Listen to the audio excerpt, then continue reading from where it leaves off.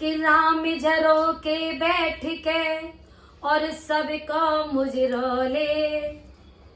बैठे हैं राम झरोके में और देख रहे हैं कौन क्या क्या कर रहा है। बिल्कुल। कि राम झरो के बैठ के और सबको मुजरोले, और जैसी जा की चाकरी और वे सोईवा खो दे। कि राम नाम की लूट है और लूटी जाए तो लूट, अंत काल पछताएगो जब तेरे प्राण जाएंगे छोड़ते। तो संत जनों ने कहा कि भगवान का कीर्तन करते रहो, सत्संग करते रहो, बहुत जरूरी है अपने आप को पार लगाने के लिए। हमने संत और गुरुजनों की बात को मान करके सत्संग कीर्तन में अपना योगदान देना शुरू किया।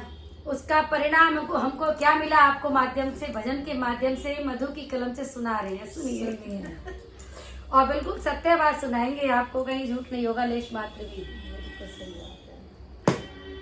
ओ बेना राम चरण मन लागा, बेना राम चरण मन लागा, बदनामी हो